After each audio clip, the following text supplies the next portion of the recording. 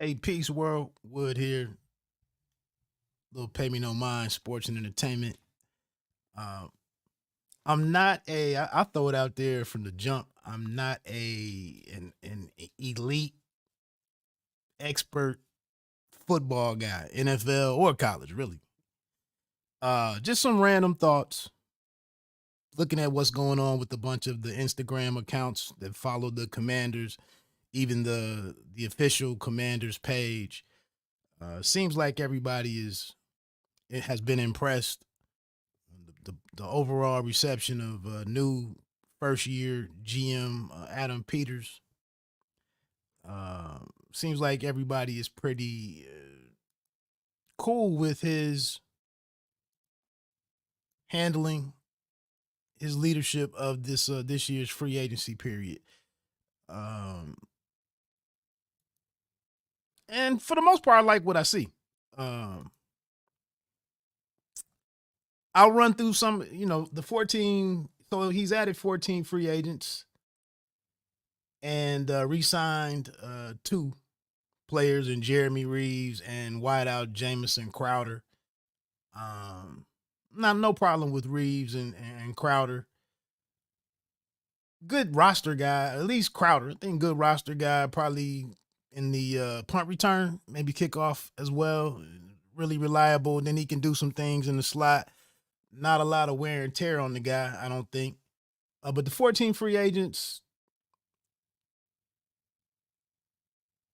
safety Jeremy Chin, linebacker Frankie Lavu. A lot of excitement around him being some 120 something tackles with the Panthers. Maybe leading team in tackles. Dallas Cowboys center Tyler, is it Biazzi? I haven't heard his name pronounced in a while, but I think it's Biazzi. Defensive end from the Cowboys, Dorrance Armstrong. Uh, Big names. Bobby Wagner, longtime veteran linebacker Bobby Wagner. I'm getting some London Fletcher type vibes as far as signing a linebacker later in his career and it being a successful acquisition. Uh, Chin, I haven't been impressed with our secondary. I think that's some leadership. The dude was a team captain where he just came from. We also bring in Austin Eckler, who's been able to find the end zone quite a bit as a Charger. And it seems like the big thing is most of these moves are very salary cap friendly. Um, with Lavu and Wagner, I feel like we finally have a NFL, a true professional group of guys at the second level who can run to the sidelines, make plays, and get teams off the field on third down, and just give us some identity back there. I feel like maybe since London Fletcher left, we just really haven't had any identity in our linebacker core. So I'm pretty pleased with both of those guys. And Wagner, while I think I saw on one of the accounts, he's maybe a year older, and it's a 1 year deal, but it's a year. I would have loved to have gotten Wagner last year, but probably I think some of the moves that I would like to have seen and didn't, we didn't get Patrick Queen this year. That would have been the big haul to keep him in the Beltway. But I guess it was pretty difficult to get some of the highly coveted guys last year with the sale pending, the head coach situation, him kind of Rivera being a lame duck. Couldn't get these types of names last year. So shout out to Peters for making it happen this year and leading the rebrand or the rebuild. Um, all in all, I'm pretty excited. Again, it would have been awesome to have gotten Queen, who goes over to make the Steelers defense damn near impenetrable with all of those names over there. It's hard. It's hard to see a guy come to DC over a destination like the Steelers. So that is what it is. I'm not certain off the top of my head what's going on with Snead with the Chiefs. But it would have been it would have been great to acquire, a cornerback like that. Um, Obviously we know that the offensive line needed a ton of help. Um, and it's some left tackles out there. Tyron Smith being one. I guess for me, I really wanted to start fresh and have a homegrown guy over there at left tackle was what I was hoping for. But if they would have gotten any of these 6 or 7 guys that are out there, and so, team friendly deals, incentivized and all of that type of stuff, short term deal, one single season or whatever, not a bad idea. But I'm hoping in the draft, I thought it was a pretty deep class of offensive linemen, depending on what happens on the first 2 days. But hopefully we get one of those guys, and it's probably bringing in the quarterback and that left tackle in the same draft class. That's what I would prefer to do. Other than that, so now we look towards. See my time. So the big thing to me, and most everybody, I'd imagine, what are we doing with this number 2 pick?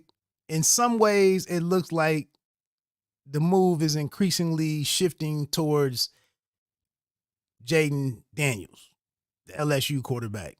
And honestly, at this point, that's where I'm at. It's a 6'4" guy. I know he's somewhat slender. I'm seeing the guy run down the field, making plays, taking it to the house. Not the shiftiest guy. And 6'4", but not the shiftiest guy in the middle of the field, but definitely can, run, looks good running in a straight line, and seems to make enough moves, to make big plays and take it to the house. Throws a good deep ball. My SEC partner told me, who's a huge Alabama fan, he let me know that Nick Saban, part of his comments on facing Daniels was, how do we beat this guy? Or, this guy, he's tough to beat. And having some decent performances against Alabama, who typically has a bunch of pro prospects and high caliber players on their teams, has some good games against them. I know that he started at ASU. They made some different comments seeing him go. End of the story is the dude wins the Heisman Trophy this past season. Cliff Kingsbury, probably more associated with quarterbacks similar to with a similar skill set as Daniels. But Drake May is also more athletic than maybe being given credit for, or he's not immobile. He can move around a little bit.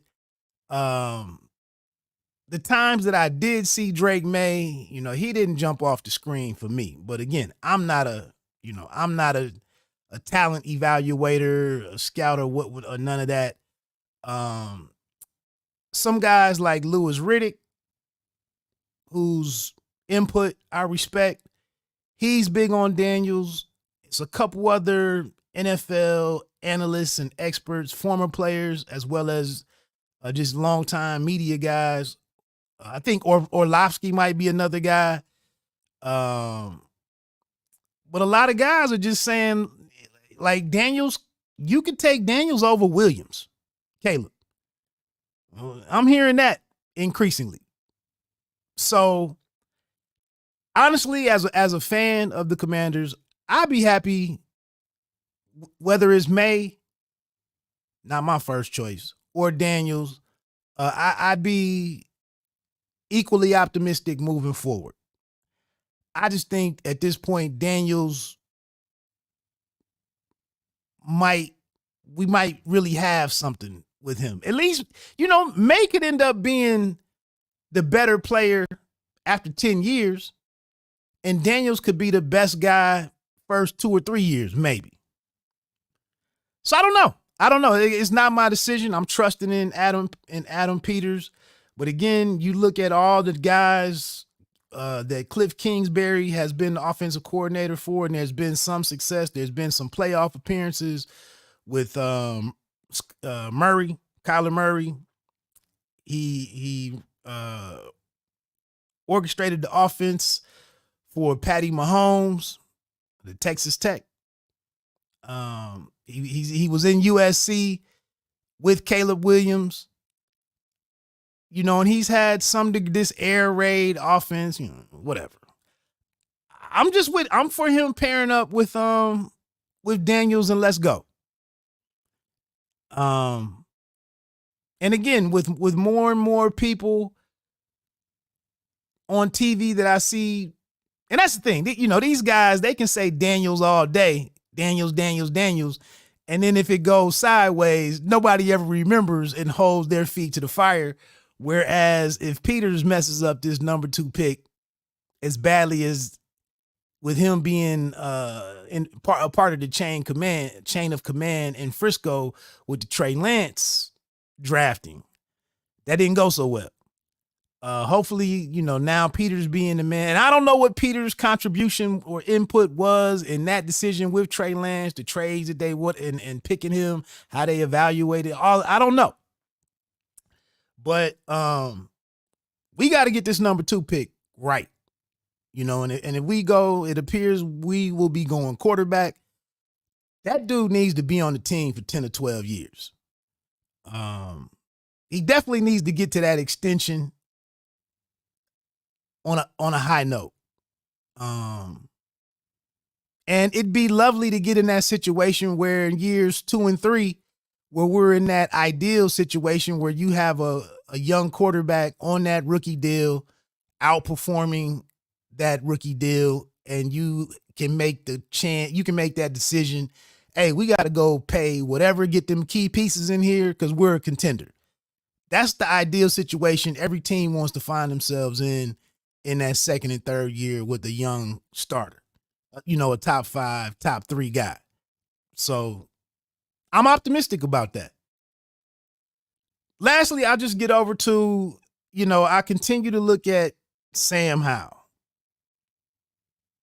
And, the fan base is kind of, it seems to be 45, and then 10. A lot of people like him. Some people just completely write the kid off. They focus on the 21 interceptions. Some people think, they don't like his height. Some people thought he had happy feet and he didn't handle pressure well, yada, yada, yada. On that other 45, we see a guy who was leading the league in passing deep into the season, past the midway point, was leading the league in passing yards. We see the 2 big games against Philadelphia. We see him throw some beautiful balls and look like a QB1, an NFL QB1. And so I'm looking at it like, did first year of Eric Bieniemy completely, having full control of the offense, did he just, it's a combination of him and the defense having us behind often by multiple scores early in games that may have forced Eric Bieniemy's hand to think that we needed to go, we needed to abandon the run game to get back into this game instead of just staying balanced and giving and protecting your young quarterback. For a first-year starter, he might have just been mentally tired when all the mistakes started happening. And he had the 4 horrible QBRs, his 4 or 5 worst QB ratings of the season. That might have been happening. Teams facing, the division games facing him the second time, maybe EB didn't adjust, didn't make adjustments, new wrinkles. Again, playing from behind didn't help. And then the build up and the like some kind of compound effect of being sacked at a historic, all time rate of sacks and hurries and hits and all that type of, maybe it just all compounded and affected this young man. But I'll just get to this and I'll get off of here. The thing that really stood out to me was one guy that I listened to. I can't think of his first name, but he's a Lombardi. And I'm guessing with the name like Lombardi in NFL football, he's from the Lombardi family that the NFL trophy is named after. But he appears on Colin Cowherd's show as a contributor. He usually talks quarterbacks. He's breaking down these guys' plays and dropbacks frame by frame, looking at the decision making, looking at the pass. He's grading the pass. He's grading the read. He's grading the eventual outcome of each pass. Like, that's what this dude does. And in the middle of the season, weeks 5 through like 8 or 9, Lombardi is big on everything about Sam Howell. And again, it looks like he can make all the throws. We see everything that he did as a Tar Heel. He comes over here and he's having some success. I just don't know how to do this. The other 45% who he's a bum and 21 interceptions. I mean, look at all the interceptions that Peyton Manning threw his first year. And there's other guys who've had high interception totals first year. But we get to the point where it's a 5th round guy, a 5th round pick who would be up against a number 2 overall pick. And we just know what the team is going to do. We know what the GM is going to do and demand. We know what the new ownership is going to be demanding. We know what Dan Quinn, the pressure that could be put on him and needing to have some immediate success. We know that it's a total new day in Washington, D.C. as a franchise. And it just, Sam Howell's just on the wrong side of history in this one. That's just where we are. Also, they brought in Barkley, right? I'm sorry, not Barkley. Mariota, a mobile guy, Heisman Trophy winner. Former, a number, wasn't he top 3 pick, number 2 overall or something? So again, that kind of points to me,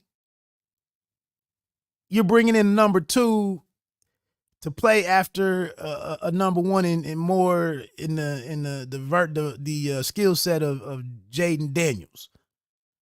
But again, like I said, Drake May does have some wheels and can make some plays with his legs. So it's still a mystery. But in terms of Sam Howell, I hate to say it, but because I would starting this thing out, it'd be great to bring in Marvin Harrison Jr. or get Alt or Fashanu from Penn State, get that great offensive lineman that's probably going to be a fixture for 10 or 12 years on the roster.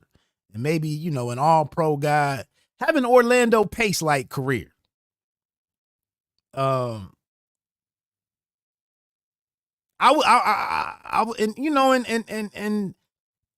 we could just roll and move forward with Sam Howell. But again, this is a 5th round guy, and things didn't end well last year. So I'm guessing the guy's is just gonna be moved to a back burner, and maybe at some point in time traded or whatever. Or, right now he's very inexpensive, so he can be retained. But I mean, again, you don't bring Mariota in to put him in the 3rd slot on the depth chart for QB. So I don't know. when the dude was good. And I just watched the clip before getting on here. I just watched a clip of